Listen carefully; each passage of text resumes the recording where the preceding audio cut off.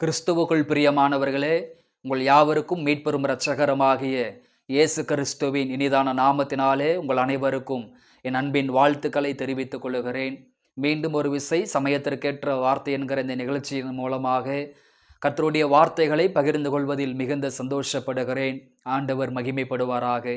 இந்த நாளிலும் கூட உங்களுக்காக ஒரு வேத வசனத்தை வாசித்து உங்களுக்காக ஜெபிக்க விரும்புகிறேன். என்னோடு கூட வேதத்தை திருப்பிக் கொள்ளுங்கள். ஆதிகாமம் 15ஆம் அதிகாரம் அதனுடைய 6வது வாக்கியத்தை இப்பொழுது நாம் வாசிப்போம். அவன் கர்த்தரை விசுவாசித்தான், அதை அவர் அவனுக்கு நீதியாக எண்ணினார் என்று வேதத்தில் வாசிக்கிறோம். என் கண்பானவர்களே, ஆதிகாமம் 15ஆம் அதிகாரத்தில் 6வது வாக்கியத்தை நாம் இப்பொழுது வாசித்தோம். இந்த காலை பொழுதிலே 2 விதமான நீதிகள் என்கிற தலைப்பிலே கர்த்தருடைய வார்த்தைகளை நாம் சிந்திக்க போகிறோம். 2 விதமான நீதிகள். ஆபிரகாம் உடைய வாழ்க்கையை நாம் கவனித்து பார்க்கும் பொழுது, அவர் பிள்ளை பாக்கியம் இல்லாதிருந்த நாட்களிலே ஆண்டவர் அவருக்கு ஒரு பிள்ளை பாக்கியத்தை கொடுத்து, எப்படியெல்லாம் உன்னை ஆசீர்வதிப்பேன், எப்படியெல்லாம் உன்னை உயர்த்த போகிறேன், வானத்து நட்சத்திரங்களைப் போல உன்னை பெருக பண்ணுவேன், கடற்கரை மணலை போல உன்னை பெருக பண்ணுவேன் என்று சொல்லி ஆண்டவர் பேசும்போது அதை விசுவாசித்தான், அது அவனுக்கு நீதியாக எண்ணப்பட்டது என்று வேதத்தில் வாசிக்கிறோம். அப்போ ஆண்டவருக்கு முன்பதாக ஒருவன் நீதிமானாக மாறுவது என்பது மிக கடினமான ஒரு காரியம். அதுதான் வேதத்தில் நம்ம வாசிக்கும் யோபு 9ஆம் அதிகாரம் 2 தேவனுக்கு முன்பதாக நீதிமானாய் இருப்பது எப்படி என்று கேள்வி எழுப்பப்படுகிறது. அப்போ இந்த உலகத்தில் ஆண்டவருக்கு முன்பதாக நீதிமானாய் வாழ்வது மிக கடினமான காரியம். ஆனால் ஆபிரகாமுடைய விசுவாசம் ஆண்டவருடைய பார்வையிலே நீதியாக எண்ணப்பட்டது என்று வேதத்தில் படிக்கிறோம். அப்போ 2 விதமான நீதிகள் இந்த உலகத்தில் நம்ம பார்க்கிறோம். ஒன்று தேவனுடைய நீதி, ஒன்று தேவனுடைய நீதி. 2வது நம்ம வேதத்தில் படிக்கிறோம் சுய நீதியை குறித்து நம்ம படிக்கிறோம். தேவனுடைய நீதி, 2வது சுய நீதி. பாருங்கள், ரோமர் 10ஆம் அதிகாரம் 3வது வாக்கியம். எப்படி என்றால், அவர்கள் தேவ நீதியை அறியாமல் தங்கள் சுயநீதியை நிலைநிறுத்த தேடுகிறபடியால் தேவ நீதிக்கு கீழ்ப்படியாதிருக்கிறார்கள் என்று வேதத்தில் படிக்கிறோம். அப்போஸ்தலனாகிய பவுல் இஸ்ரவேல் மக்களை குறித்து சொல்லுகிற பொழுது, யூதர்களை குறித்து சொல்லுகிற பொழுது, அவர்கள் தேவனுடைய நீதியை குறித்து சிந்திக்காமல், தேவனுடைய நீதியை அறியாமல் தங்களுடைய சுயநீதியை குறித்து அவர்கள் பேசுகிறார்கள், செயல்படுகிறார்கள் என்று சொல்லி அவர் ஆதங்கப்படுகிறார். என் கண்பானவர்களே, இந்த உலகத்தில் வாழ்கிற எல்லா மனிதர்களையும் நாம் கவனித்து பார்க்கும் பொழுது, அதில் சில மனிதர்கள் செய்கிற ஒரு காரியம் என்னவென்று சொன்னால், தேவனுடைய நீதியை நிறைவேற்றாமல் தங்களுடைய சுயநீதியை பேசிக்கொண்டே இருப்பார்கள், சுயநீதியை பேசிக்கொண்டே இருப்பார்கள். இந்த உலகத்தில் வாழ்கிற தேவ பிள்ளைகளை 2 விதமாக பிரிக்கலாம். ஒன்று தேவனுடைய நீதியை குறித்து பேசுகிற ஒரு கூட்டம். இன்னொரு பக்கம் நாம் கவனித்து பார்க்கும் பொழுது, சுயநீதியை, தன்னுடைய நீதியை குறித்து பேசுகிற ஒரு கூட்டத்தை நாம் பார்த்து கொண்டிருக்கிறோம். உதாரணத்திற்கு லூக்கா 18ஆம் அதிகாரத்திற்கு வருவோம் என்று சொன்னால், லூக்கா 18ஆம் அதிகாரத்தில் வரும்பொழுது அங்கே 10 முதல் 14 வரை வாசித்து பார்க்கும்போது, லூக்கா 18ஆம் அதிகாரம் 10 முதல் அங்கே 14 வரை வாசித்து பார்க்கும் பொழுது, 2 மனுஷர் ஜெபம் பண்ணும்படி தேவாலயத்துக்கு போனார்கள். ஒருவன் பரிசேயன், மற்றவன் ஆயக்காரன். பரிசேயன் நின்று, தேவனே, நான் பரிகாரர், அநியாயக்காரர், உபசாரக்காரராகிய மற்ற மனுஷரை போலவும் இந்த ஆயக்காரனை போலவும் இராததனால் உம்மை ஸ்தோத்தரிக்கிறேன். வாரத்தில் 2 தரம் உபவாசிக்கிறேன். என் சம்பாத்தியத்தில் எல்லாம் தசமபாகம் செலுத்தி வருகிறேன் என்று தனக்குள்ளே ஜெபம் பண்ணினான். ஆயக்காரன் தூரத்திலே நின்று தன் கண்களையும் வானத்துக்கு ஏறெடுக்க துணியாமல் தன் மார்பிலே அடித்து கொண்டு, தேவனே, பாவியாகி என்மேல் கிருபையாயிரும் என்றான். அவன் அல்ல, இவனே நீதிமானாக்கப்பட்டவனாய் தன் வீட்டுக்கு திரும்பி போனான் என்று உங்களுக்கு சொல்லுகிறேன் என்று சொன்னாள். எவன் உயர்த்தப்படுகிறானோ அவன் தாழ்த்தப்படுவான், எவன் தன்னை தாழ்த்துகிறானோ அவன் உயர்த்தப்படுவான். அப்ப ஆண்டவராகிய இயேசு கிறிஸ்து இந்த உலகத்திலே வாழ்ந்த ஊழியம் செய்த காலத்திலே ஒரு உவமையை சொல்லுகிறார். அதில் 2 மனிதர்கள் ஜெபம் பண்ணும்படி தேவாலயத்துக்கு போகிறார்கள். சர்ச்சுக்கு ஜெபம் பண்ணுவதற்காக 2 பேர் போறாங்க. அதில் முதலாவது பரிசேயன் ஜெபிக்கிறான். ஆண்டவரே, அந்த பரிகாரரை போல, அந்த அநியாயக்காரரை போல, அந்த மனிதனை விபசாரக்காரரை போல நான் இல்லை.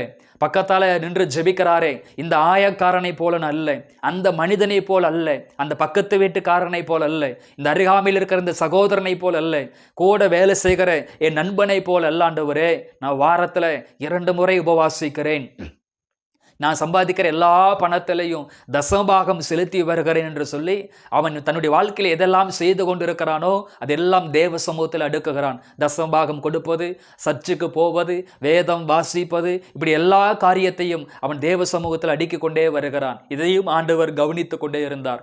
இன்னொரு மனிதன், ஆயக்காரன் என்கிற ஒரு மனிதன் அந்த தேவாலயத்தில் ஜெபம் பண்ணும்படி வந்திருந்தான். அவன் வானத்துக்கும் கண்களை ஏறெடுக்க துணியாமல் தலைகளை தாழ்த்தியனவனாய், ஆண்டவரே பாவியாகி என்மேல் கிருபையாயிரும் என்று வேண்டிக் கொண்டான். பாவியாகி என்மேல் கிருபையாயிரும் என்று சொல்லி மார்பேல் அடித்து கொண்டு அவன் ஜெபத்தை ஏறெடுத்தான். அப்போ ஆண்டவர் சொன்னார், அந்த பரிசெய்யன் அல்ல, தசம்பாகம் செலுத்தின பரிசெய்யன் அல்ல, வாரத்தில் 2 முறை உபவாசித்த பரிசெய்யன் அல்ல, சுயநீதியை குறித்து பேசின பரிசெய்யன் அல்ல, தாழ்மையாய் ஜெபித்த பாவியாகி என்மேல் கிருபையாய் இரும் என்று சொல்லி தேவனுடைய நீதிக்கு முன்பதாக என்னுடைய நீதி ஒன்றுமில்லை என்று சொல்லி ஆயக்காரன் அறிந்திருந்தான். அன்பானவர்களே, தேவனுடைய நீதிக்கு முன்பதாக நம்முடைய நீதியெல்லாம் ஒன்றுமே இல்லை. நம்ம பேசுகிற வார்த்தைகள், நம்முடைய செயல்பாடுகள், நம்முடைய ஒவ்வொரு காரியங்களையும் கவனித்து பார்க்கும் பொழுது தேவனுடைய நீதிக்கு முன்பதாக ஒன்றுமே இல்லை. இது ஆயக்காரன் நன்றாக அறிந்திருந்தான். என்னதான் வேதம் வாசித்தாலும், என்னதான் ஜெபம் செய்தாலும், என்னதான் ஆலயத்திற்கு சென்றாலும், தசம்பாகம் செலுத்தினாலும், காணிக்கை கொடுத்தாலும், ஆலயம் கட்டி கொடுத்தாலும், என்னதான் உதவிகளை செய்தாலும், தானம் தர்மங்களை பண்ணினாலும், ஆண்டவருடைய நீதியை கவனித்து பார்க்கும் பொழுது நம்முடைய நீதிகள் ஒன்றுமே இல்லை என்று சொல்லி ஆயக்காரன் அறிந்திருந்தான். எனக்கு அன்பானவர்களே, இந்த காலை பொழுதிலே நம் தேவனுடைய நீதியை உயர்த்தி பிடிக்கிறோமா, அல்லது நாம் செய்கிற நீதிகளை ஆண்டவருடைய சமூகத்தில் உயர்த்தி பிடிக்கிறோமா என்பதை நாம் சிந்தித்து பார்க்குவோம். ஒருவேளை சுயநீதியை குறித்து நம்ம பேசிக்கொண்டு இருப்போம் என்று சொன்னால், நாம் செய்கிற தான தர்மங்களை, நாம் செய்கிற உதவிகளை, நம்முடைய பெருமைகளை, நம்முடைய மேட்டிமைகளை பேசிக்கொண்டு இருப்போம் என்று சொன்னால், நம்மை போல இந்த உலகத்தில் பரிதபிக்கப்பட்டவர்கள் வேறு யாருமே இருக்க முடியாது. எனக்கு அன்பானவர்களே, நீங்களும் நானும் இந்த உலக வாழ்க்கையிலே எவ்வளவு காலம் இருப்போம் என்று தெரியாது. ஆனால் ஒரு நாள் கூட சுயநீதியை குறித்து பேசுகிறவர்களா நாம் மாறிவிடக்கூடாது. சுய பெருமைகளை, சுய மேட்டிமைகளை ஒரு நாள் நாம் பேசிவிடக்கூடாது.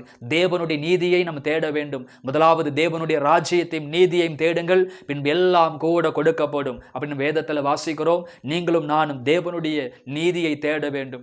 நீங்களும் நானும் தேவனுடைய நீதியை நிறைவேற்ற வேண்டும். அதுதான் தேவனுடைய நீதி. அப்போ எதெல்லாம் தேவனுடைய நீதி என்று பார்க்கும் பொழுது மத்தேயு 3ஆம் அதிகாரம் 15 சொல்லுகிறது, ஞான ஸ்நானம் எடுப்பது தேவனுடைய நீதியாக இருக்கிறது. யோவான் ஸ்நாபகனிடம் இயேசு கிறிஸ்து ஞான ஸ்நானம் எடுப்பதற்காக செல்லும் பொழுது யோவான் ஸ்நாபகன் அதை தடுத்து, ஆண்டவரே, நான் உம்மிடத்தில் ஞான ஸ்நானம் எடுக்க வேண்டியதாக இருக்க நீர் என்னிடத்தில் ஞானஸ்நானம் எடுக்கலாமா என்று கேட்டபொழுது ஆண்டவர் சொன்னார், இது தேவனுடைய நீதியை நிறைவேற்ற வேண்டிய ஒரு சூழ்நிலையாக இருக்கிறது, இது ஒரு வேலையாக இருக்கிறது, நீ தடை செய்ய வேண்டாம், இது தேவனுடைய நீதி என்று சொன்னார். அப்போ நீங்களும் நானும் ஞானஸ்நானம் எடுப்பது என்பது தேவனுடைய நீதியாக இருக்கிறது.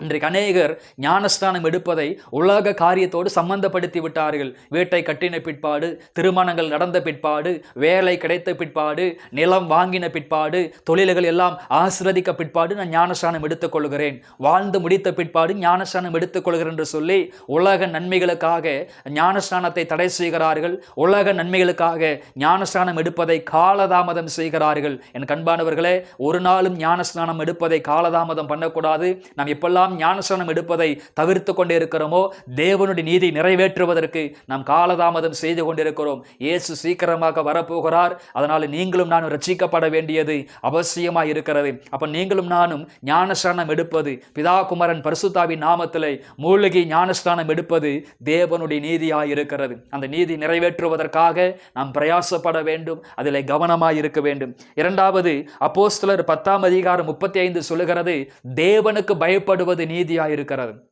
தேவனுக்கு பயப்படுவது. நோவாவின் காலத்தில் நிறைய மக்கள் வாழ்ந்திருந்தாங்க. ஆனால் வாழ்ந்த ஜனங்களுக்குள்ளே அவன் நீதிமானாய் இருந்தான் என்று வேதத்தில் வாசிக்கிறோம். அப்போ அருமையான இந்த காலை பொழுதிலே நீங்களும் நானும் தேவனுடைய நீதியை நிறைவேற்ற வேண்டும் என்று சொன்னால் எப்படி நிறைவேற்றுவது? கர்த்தருக்கு பயப்படுகிற பயம் நமக்குள் இருக்கிறதா? வசனத்திற்கு பயப்படுகிற பயம் நமக்குள் இருக்கிறதா? கட்டளையின்படி நடப்பதற்கு நம்முடைய இருதயத்தை நம்ம சாய்க்கிறோமா? அப்படி நம்ம சிந்தித்து பார்ப்போம் என்று சொன்னால், அப்படி தேவனுக்கு பயப்படுகிற பயம் யாருக்குள் இருக்கிறதோ கர்த்தருக்கு பயப்படுகிற பயம் யாருக்குள் இருக்கிறதோ, கட்டளைகளுக்கும் கற்பனைகளுக்கும் பயப்படுகிற பயம் யாருக்குள் இருக்கிறதோ அவர்கள் தேவனுடைய நீதியை நிறைவேற்றி வருகிறார்கள். அப்படி கர்த்தருக்கு பயப்படுகிற மனுஷன் கர்த்தருக்கு உகந்தவன் என்று வேதம் சொல்லுகிறது. ஒருவேளை இந்த உலகம் உங்களை நிராகரிக்கலாம், வேதத்தின்படி வாழ்கிறதுனாலே, ஆவிக்குரிய வாழ்க்கையில ரொம்ப சின்சியரா இருக்கிறதுனால, ரொம்ப நீங்க ஆவிக்குரிய காரியத்துல கவனமா இருக்கிறதுனால, நீங்க ரொம்ப பைபிளுக்குரிய காரியத்துல ரொம்ப ஸ்ட்ரிக்டா இருக்கிறதுனால, ஆண்டவருக்குரிய காரியத்துல ரொம்ப ஸ்ட்ரிக்டா இருக்கிறதுனால அநேகருக்கு உங்களை பிடிக்காது, அநேகர் உங்களை நேசிக்க மாட்டாங்க, அநேகர் உங்களை சிநேகிக்க மாட்டாங்க. ஆனா ஆண்டவர் சொல்லுகிறார், நீ எனக்கு உகந்தவன். கர்த்தருக்கு பயப்படுகிறவன் உகந்தவன் என்று வேதத்திலே வாசிக்கிறோம். மூன்றாவது, எது தேவனுடைய நீதி? ரோமர் 3:22 சொல்லுகிறது, தேவனை விசுவாசிப்பது தேவனுடைய நீதியாய் இருக்கிறது. விசுவாசிப்பது தேவனுக்கு நீதியாய் இருக்கிறது. நீங்களும் நானும் தேவனை கண்டு விசுவாசிப்பதற்காக அல்ல, காணாமல் விசுவாசிப்பதற்காக அழைக்கப்பட்டிருக்கிறோம். விசுவாசமானது நம்பப்படுகிறவர்களில் உறுதியும் காணப்படாதகளிலும் நிச்சயமாய் இருக்கிறது. ஆண்டவர் செய்வார் என்கிற விசுவாசம், ஆண்டவர் நடத்துவார் என்கிற விசுவாசம், அதாவது இதுவரைக்கும் நடத்தினவர் இனிமேலும் நடத்துவார் என்கிற விசுவாசத்தோடு நாம் ஓடிக்கொண்டே இருப்போம் என்று சொன்னால், தேவனை விசுவாசிப்போம் என்று சொன்னால், அது தேவனுடைய பார்வையிலே நீதியாக இருக்கிறது. ஆபிரகாமின் விசுவாசம் தெய்வத்தின் பார்வையிலே நீதியாக எண்ணப்பட்டது. ரோமர் 14:17 சொல்லுகிறது, தேவனுடைய ராஜ்யம் புசிப்பும் குடிப்பும் அல்ல, அது நீதியும் நியாயமாய் இருக்கிறது, அது தேவ பலனாய் இருக்கிறது. அப்ப யாரெல்லாம் தேவனுடைய ராஜ்யத்தை நேசிக்கிறாங்களோ, யாரெல்லாம் தேவனுடைய ராஜ்யத்தை தேடுகிறார்களோ, அந்த தேவனுடைய ராஜ்யத்தை தேடுவதும் அந்த தேவனுடைய ராஜ்யமும் நீதியாய் இருக்கிறது. அப்ப பரலோக ராஜ்யம் என்பது நீதியின் ராஜ்யமாய் இருக்கிறது. அந்த ராஜ்யத்தை தேடுகிற பிள்ளைகள் நீதிக்குள் பிரவேசிப்பார்கள். என் அன்பானவர்களே, அப்ப 2 விதமான நீதிமான்கள். ஒன்று தேவனுடைய நீதியை உயர்த்தி பிடிக்கிறவர்கள், இரண்டாவது சுயநீதியை உயர்த்தி பிடிக்கிறவர்கள். நீங்களும் நானும் சுயநீதியை உயர்த்தி பேசுவோம் என்று சொன்னால் கைவிடப்படுவோம், பரிதபிக்கப்பட்டவங்களா மாறிவிடுவோம். இன்று முதல் தேவனுடைய நீதியை பேசுவோம், தேவனுடைய நீதியை நிறைவேற்றுவோம், பின்பு எல்லாம் கூட கொடுக்கப்படும். ஆண்டவர் உங்களை ஆசீர்வதிப்பார். கண்களை மூடி ஜெபிப்போம். எங்களை அளவுக்கு அதிகமாய் நேசிக்கிற எங்கள் அன்பின் பரலோக பிதாவே, ஆசீர்வாதமான ஆண்டவரே, இந்த காலை பொழுதற்காக நாங்கள் நன்றி செலுத்துகிறோம். அப்போ தேவனுடைய நீதி, சுயநீதி என்று 2 விதமான நீதிகளை குறித்து நாங்கள் சிந்தித்திருக்கிறோம். ஆனால் ஒரு காலமும் அந்த பரிசையினை போல சுயநீதிகளை பேசுகிற ஒரு மனிதர்களாக நாங்கள் மாறிவிடக்கூடாது. ஆண்டவரே, எங்கள் தசம பாகங்கள், எங்கள் காணிக்கைகள், நாங்கள் செய்கிற காரியங்கள், நன்மைகள், தான தர்மங்கள் எதையுமே நாங்கள் சுயநீதிகளாக பேசிவிடாமல் ஞானமாய் நடந்து கொள்ள கர்த்தர் கிருபை தாரும். ஆயக்காரனை போல ஆண்டவரே தேவனுடைய நீதியை உயர்த்தி பிடிக்க எங்களுக்கு கிருபை தாரும். ஆண்டவருடைய நீதிக்கு முன்பதாக என்னுடைய நீதி ஒன்றுமில்லைங்கிற நினைக்கிற ஒரு இருதயத்தை கர்த்தாவே எங்களுக்குள் தரும்படியாக நாங்கள் ஜெபிக்கிறோம். ஒவ்வொரு நாளும் தேவனுடைய நீதியை நிறைவேற்றவும், தேவனுடைய நீதியை கடைபிடிக்கவும் ஆண்டவரே எங்களுக்கு உதவி செய்வீராக. வேதம் சொல்லுகிறது, முதலாவது தேவனுடைய ராஜ்யத்தையும் நீதியையும் தேடுங்கள், பின்பு எல்லாம் கூட கொடுக்கப்படும் என்று வேதத்தில் வாசிக்கிறோம். அப்படி தேவ ராஜ்யத்தையும் நீதியும் தேடுகிற பொழுது எங்களுடைய எல்லா தேவைகளும் சந்திக்கப்படுவதாக. யாரெல்லாம் இந்த வார்த்தைகளை கேட்டுக்கொண்டிருக்கிறார்களோ, இவருடைய பண தேவைகள், பொருளாதார தேவைகளை கர்த்தர் சந்தியும், வீட்டை கட்ட கர்த்தர் உதவி செய்யும், நிலங்களை வாங்க கர்த்தர் உதவி செய்யும், செய்கிற வேலைகள், தொழில்களை கர்த்தர் ஆசீர்வதிப்பீராக. வேலை செய்கிற ஸ்தலத்தில் காணப்படுகிற சமாதான கேடுகளை கர்த்தர் மாற்றி போடும்படி மனதார ஜெபிக்கிறேன். முன் செல்லும் தடைகளை மாற்றி போடும் பொறுப்படுத்திக் கொள்ளும் இயேசுவின் நாமத்தில் பிதாவே, ஆமேன், ஆமேன். கிறிஸ்துவுக்குள் பிரியமானவர்களே, இந்த வார்த்தைகளின் அடிப்படையிலே ஆண்டவர் உங்களை ஆசீர்வதிப்பாராக. God bless you.